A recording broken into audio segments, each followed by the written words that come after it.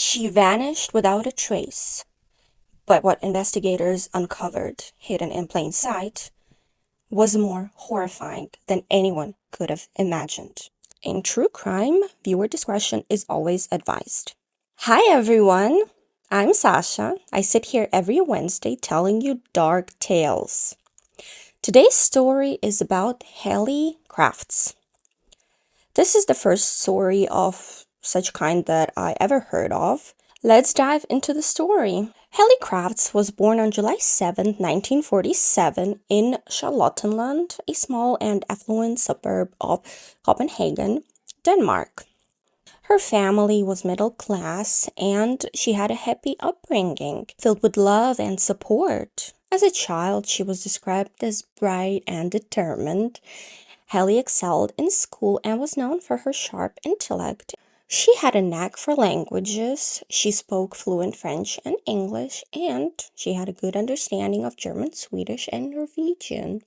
This would later open up opportunities for her to travel the world. Growing up in picturesque town by the sea, Helle developed a passion for travel and adventure at an early age. In her late teens, Helle attended a specialized program for aspiring flight attendants, which allowed her to train for a career in international travel.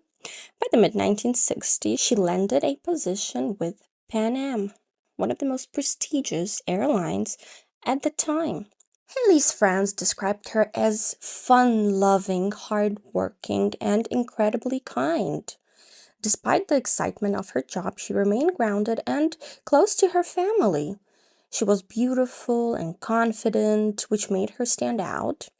It was during one of her flights that she met Richard Crafts, a charismatic pilot. Richard Crafts was born on December 20th, 1937 in New York City. He grew up in a relatively comfortable environment. He was the son of an affluent father who was a successful businessman.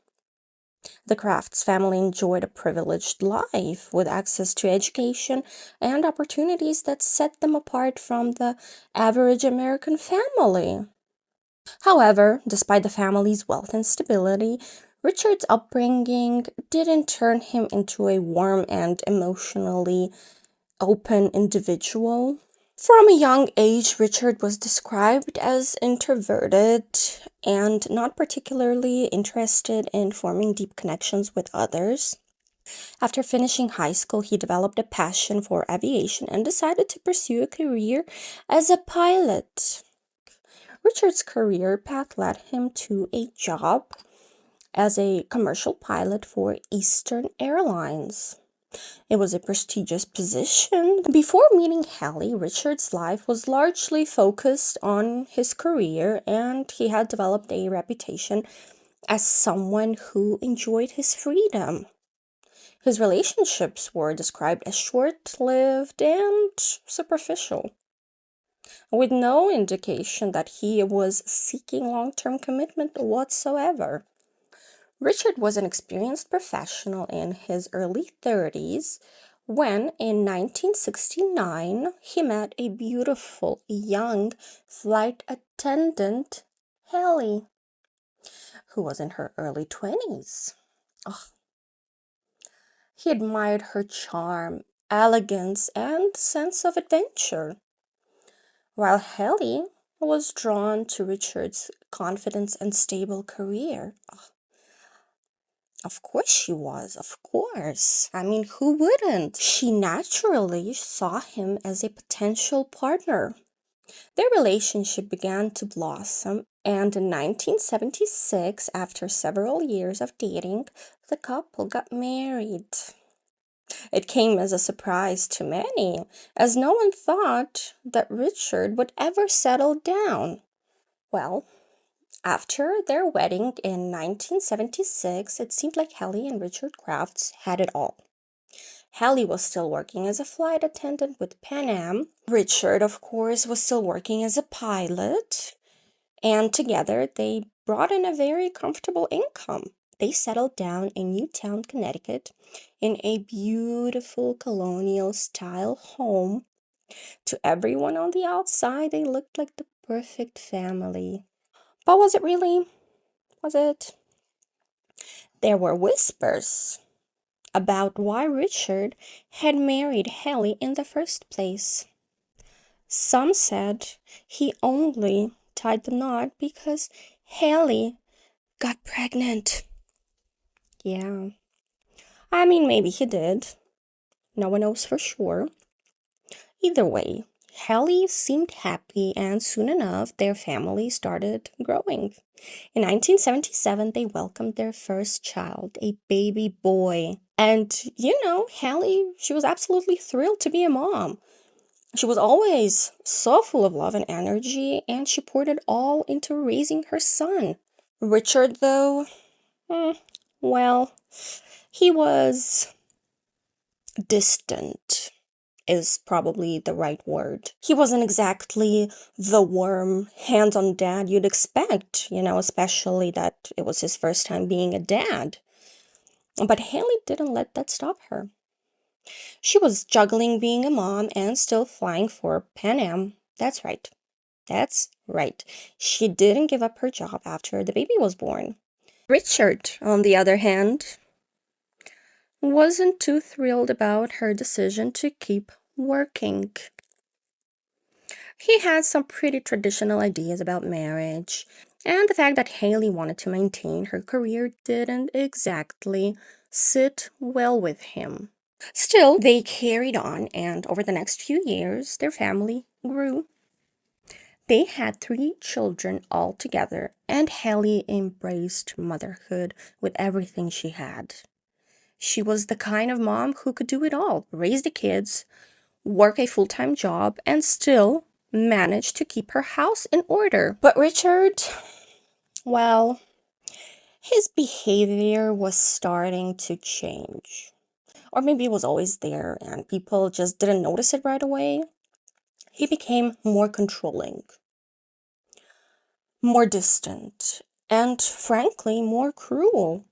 He would shout at Helle, call her horrible names, and demean her in front of others. Oh, what a jerk.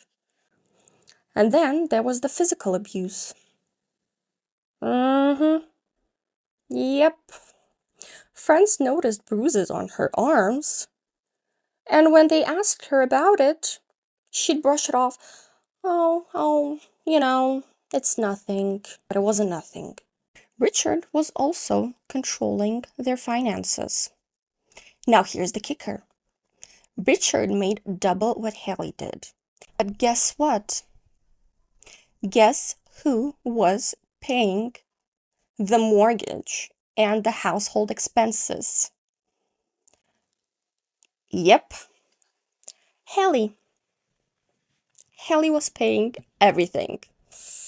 And Richard? Well, he was spending his money on luxuries. And guess what? He even bought himself a second apartment in New York. For what, you ask? I had the same question. Well, some people thought it was for his affairs. Some people also thought it was just Richard being Richard, selfish and cold. But, most probably it was for the affairs. Sadly, he wasn't a very faithful husband. It's hard to say exactly when things started to fall apart. But one thing is clear. Helle was living in a marriage that was anything but happy. And yet, she stayed. For her kids? For hope that things might change? Who knows? But looking back, her friends would later say that Helle seemed like she was carrying the weight of the world on her shoulders. As time went on, Helle's suspicions about Richard's faithfulness began to grow. It started with small things. Late-night phone calls that he would abruptly end when she would walk into the room. Unexplained absences and receipts for extravagant dinners that Helle didn't attend. Then there was the apartment in New York. She knew about it. She knew about the apartment, but not why he needed it. Richard wasn't offering any explanations either. Well, so what is he gonna say? That, yeah, I'm having my affairs in that apartment, and that's what I need the apartment for. Frustrated and determined to uncover the truth, Helle confided in her close friends, who shared her concerns. One of them suggested she hire a private investigator. I mean, I would do that too, to be honest. And Helle decided to reach out to Keith Mayo, a trusted professional. Mayo's task was simple: follow Richard, document his movements, and find out if Helle's suspicions were warranted. It didn't take long for Mayo to find out what Helle had feared most. One day, Mayo followed Richard to his New York apartment. After a while, Richard emerged from the building, not alone. He was accompanied by a woman. Mayo discreetly took photographs of the couple, capturing undeniable evidence of Richard's infidelity. The woman in the photographs? Well, she was the very person Helle had long suspected Richard was seeing. When Mayo presented the evidence to Helle, it hit her hard. Though she wasn't entirely surprised seeing the photographs, tangible proof of her husband's betrayal, still it gave her the resolve she needed to confront Richard. Helle waited for the right moment. When she finally confronted Richard, she expected either denial or an attempt to salvage their marriage. Instead, Richard reacted with anger and aggression. He dismissed her accusations, called her paranoid, and even accused her of trying to ruin their family. Can you believe that? Their relationship, already strained, became even more hostile. Helle began seriously considering divorce. But with 3 young children, she hesitated. She wanted to do what was best for them, even if it meant enduring Richard's increasingly toxic behavior for a little while longer. After confronting Richard about his affair, Helle began to notice even more troubling behavior. She started opening up to her friends, and honestly, what she said was chilling. She told them, quote, "If something happens to me, don't think it was an accident." I mean, can you imagine living with that kind of fear? And she was telling that to her friends? It's so heartbreaking and so horrifying. Not long after, Helle took a big step. She filed for a divorce. But let me tell you, divorcing someone like Richard wasn't easy.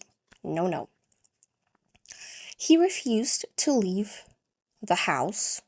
And get this, he acted like nothing was happening. Just calmly going about his day, and as if their marriage wasn't falling apart. That calmness? It's almost scarier than the outburst, isn't it? Helle wasn't keeping all of this to herself, though. She was talking to her friends, and they were urging her to be careful. She even said she felt Richard was capable of anything if he was cornered.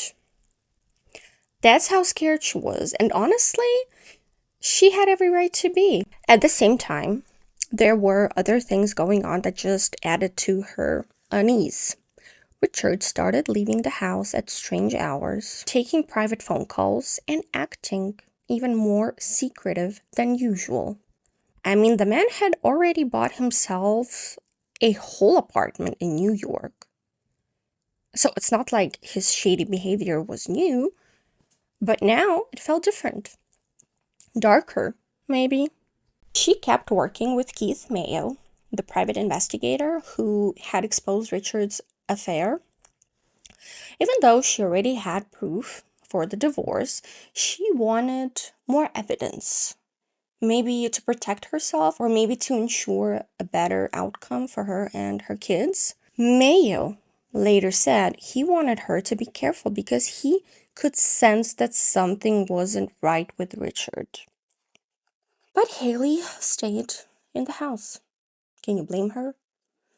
She had 3 kids and she was trying to hold everything together for their sake. As November 1986 rolled around, the tension in their home was unbearable. Helle was trying to move forward, but Richard was this ominous, looming presence. It's like the calm before the storm, you know? And unfortunately, the storm was coming. Things were spiraling. Helle started preparing for divorce. She had spoken with a lawyer, planned to fight for custody of the kids, and she was determined to break free. She started documenting things: Richard's erratic behavior, his purchases, everything. One thing in particular stood out. He'd recently bought a massive freezer. It wasn't a small appliance for the storing extra groceries. It was an industrial-sized chest freezer. One that seemed completely unnecessary for their home. Like, they're just those big industrial freezers that are, I don't know, like, why do you need it in your home? You have a normal freezer. Richard had placed it in the garage. Friends later recalled her mentioning it in the passing, noting how odd and unsettling she found it. When asked why he needed such a large freezer, Richard brushed off her concerns, giving vague and dismissive answers. Oh, it's nothing, you know, just for stuff. That sounded bad. What kind of stuff, Richard? What were you gonna put inside? Helle's anxiety grew. She was already planning to leave Richard, but now she felt an even greater urgency to protect herself. She consulted with Keith Mayo, the private investigator, and shared her growing suspicions about Richard's increasingly erratic behavior. Mayo later said that Helle feared for her life, but felt trapped. The 18th of November 1986 came around. Helle had just returned home from a long Pan Am flight from Frankfurt, Germany, to New York and finally back to Connecticut. It was around 6:30 p.m. when one of her coworkers dropped her off at her home in Newtown. She looked tired. It had been a long trip, but according to her coworker, she seemed fine, even in a good spirit. Once home, Helle walked inside and briefly chatted with Dawn Marie Thomas, the live-in nanny. She told Dawn she wasn't feeling great and planned to rest. Nothing unusual, just a quiet night after a long flight. Helle went to rest, nothing strange. Meanwhile, outside, the snowstorm was growing stronger. It was one of those heavy storms, that knocks out power in the area. Yeah, that's exactly what happened. Richard told Dawn and the children they should leave the house because of the power outage. According to him, it would be safer and more comfortable for everyone if they went to his sister's place nearby. It seemed like a reasonable suggestion given the storm. So Dawn gathered the children and went to Richard's sister's house. Richard stayed back with Helle for some time. The next day, in the morning, Daly returned to the house. She didn't see Helle, and she just asked Richard where she was, And he just told her, Helle had left early in the morning to visit family in Denmark. Dawn thought, okay, Strange. Helle hadn't mentioned any plans to leave, especially not something as major as an international trip. And leaving without saying goodbye to her children? That wasn't like her at all. Richard was acting like everything was fine. He carried on with his usual routine, taking care of the children as if nothing had happened. But Dawn felt something was off. Over the next few days, Haley's friends started noticing her unusual silence. She hadn't shown up to work or contacted anyone, something completely out of character for her. When they asked Richard about her whereabouts, his answers were vague. He told some people the exact same thing he told Dawn, that she had left for Denmark to visit her sick mother. To others, he claimed she was staying at a friend's house. What friend's house? Who was the friend? Why didn't anyone know about this? The snowstorm had passed. Haley's car remained in the driveway, but Haley was nowhere to be found. Her close friend Ellen knew something was terrible wrong and alerted the police. Helle was not the type to disappear without informing anyone. However, the police didn't seem to be alarmed at first. You know how it usually goes. Maybe she just needed some time away, or she probably left on her own, just, left the family behind, as sometimes it does happen.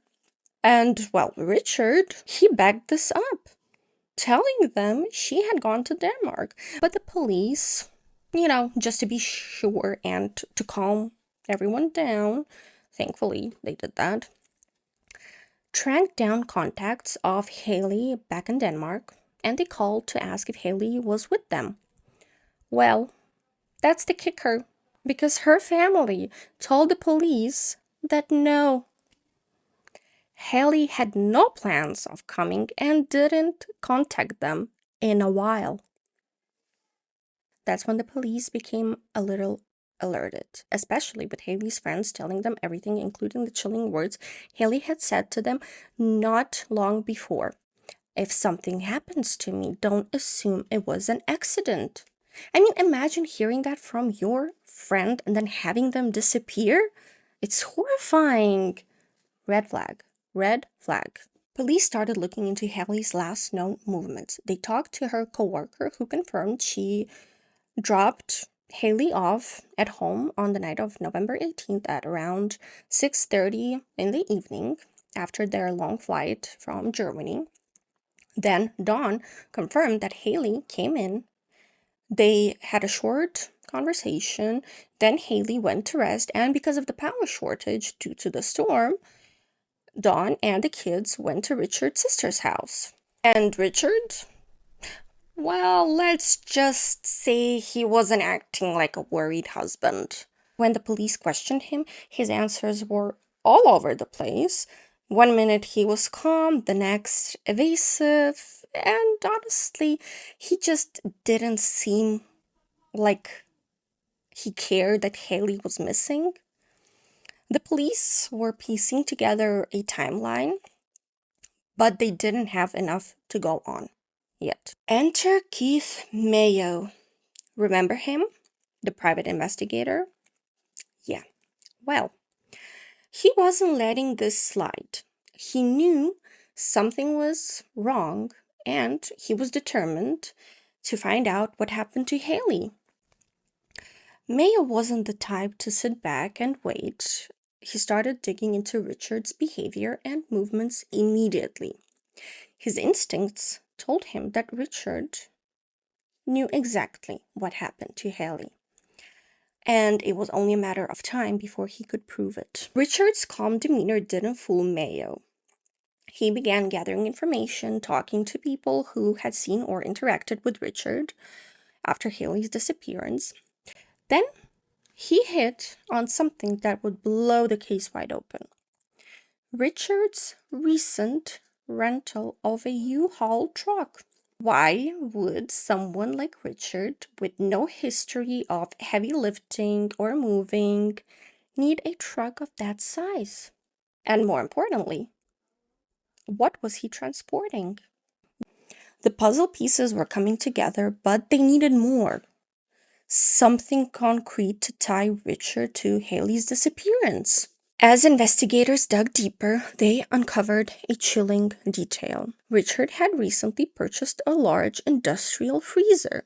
This wasn't just hearsay. They confirmed it through store records and delivery receipts. Witnesses even recalled seeing the freezer in Richard's garage not long before Haley's disappearance. But when investigators searched the house, the freezer was nowhere to be found. It had simply vanished. When questioned, Richard gave vague and contradictory answers. At one point, he claimed he'd sold it, but then later he said he had discarded it. But there was no record of a sale or disposal.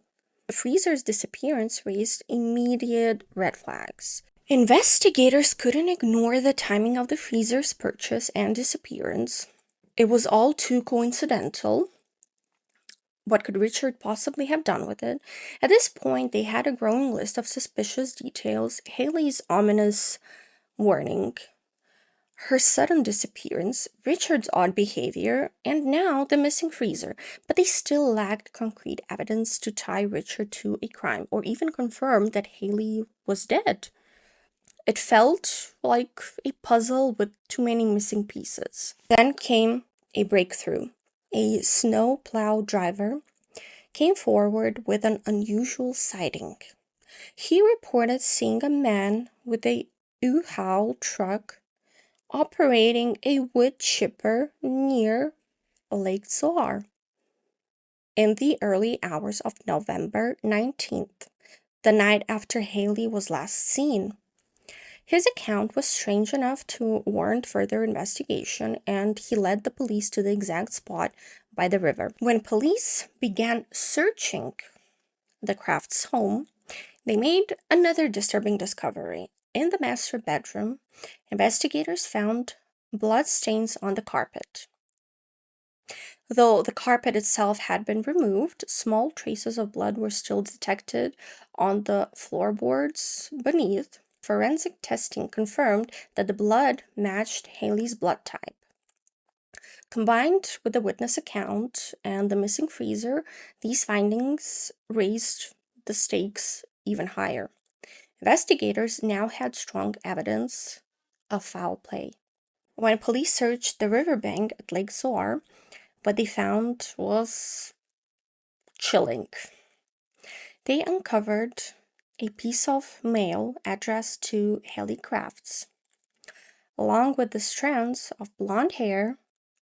As they sifted through the area, more evidence began to emerge. Blue fibers, bone fragments, a painted fingernail,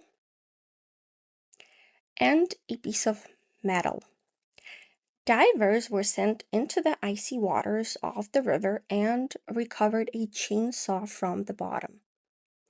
Although the serial number had been scratched off, forensic experts were able to restore it using a chemical solution, proving that chainsaw was rented out by Richard Crafts. The chainsaw wasn't just linked to Richard.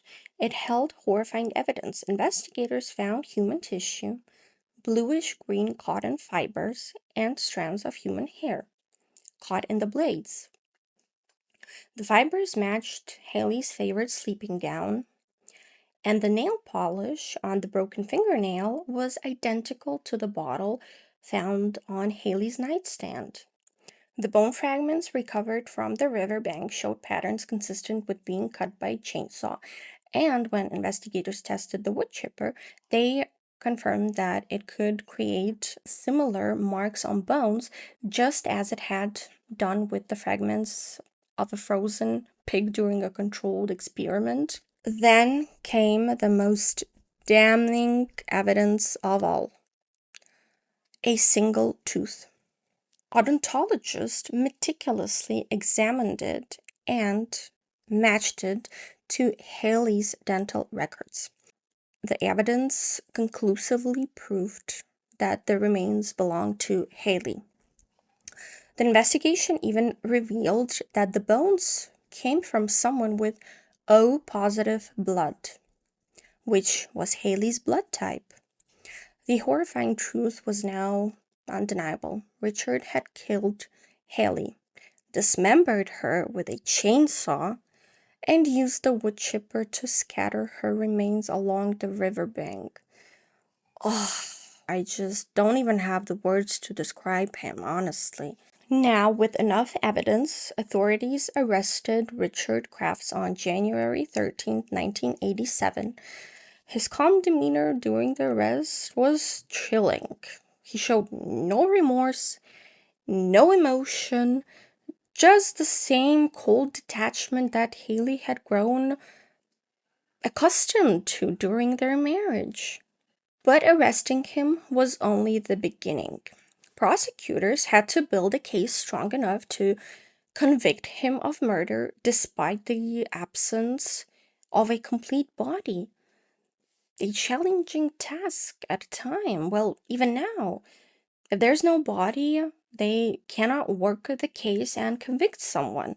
The trial that followed would become one of the most infamous in Connecticut's history, with gruesome details and shocking revelation. Richard maintained his innocence from the start. His explanation? He insisted he had no idea what happened to Helle and stuck to his story that she had simply left to visit family in Denmark. Can you believe that? After everything that's come to light? When he was confronted with the freezer purchase, the chainsaw, and the woodchipper evidence, he had no clear answers. I mean, he just had nothing to say. Prosecutors meticulously pieced together the timeline of events leading to her murder. They presented forensic evidence, including the bone fragments, tissue, and hair found near the riverbanks, as well as the chainsaw that had been recovered. Experts testified that the fragments matched Haley's DNA, a groundbreaking revelation at a time, as DNA evidence was still in its early stages of use in courtroom. Witness testimony also played a critical role. The driver's account of seeing Richard using a woodchipper during the snowstorm was particularly damning. His statement placed Richard at the scene and directly connected him to the disposal of Haley's remains. Despite the compelling case against him, the first trial ended in a hung jury. One juror refused to convict Richard, reportedly due to the personal doubts about the evidence. Can you believe it? A mistrial was declared, and prosecutors had to prepare for a second trial, which began in November 1989. This time, the prosecution refined their case, and the jury deliberated for 8 hours before delivering their verdict. Guilty of murder. On January 8, 1990, Richard Crafts was sentenced to 50 years in prison for the murder of Helle Crafts. This case became a landmark in legal history as one of the first murder convictions in the U.S. without a body. It highlighted the advancements in forensic science and the importance of piecing together circumstantial evidence. As for possible motives, there was financial control. Divorce would have forced Richard to split assets, potentially pay alimony, and lose the financial upper hand he had always maintained over Helle. Remember, he made her pay for the most of the household expenses despite earning more than her? Losing that control might have been too much for him to bear. Revenge. Richard seemed to thrive on power and control. By filing for divorce and exposing his infidelity, Helle challenged his authority and ego. Killing her may have been Richard's twisted way of regaining control and punishing her for standing up to him. Avoiding consequences. Haley's documentation of his behavior could have been used against him in divorce proceedings. She was also seeking custody of their children, and her evidence might have jeopardized his access to them. By murdering Helle, Richard may have thought he could escape the fallout. Selfishness. Let's be honest, Richard was not the type of a man who cared about anyone but himself. Divorce would have been inconvenient, messy, and humiliating for someone like him. Killing Helle was likely, in his twisted ass mind, the easier option. Richard Crafts served his sentence at the MacDougall Walker Correctional Institution in Connecticut. As for Haley's friends and family, the trial brought some closure, but the horrifying nature of her death left a scar on everyone who knew her. I mean, sadly, they couldn't even bury her. Like, they couldn't hold a proper funeral for her.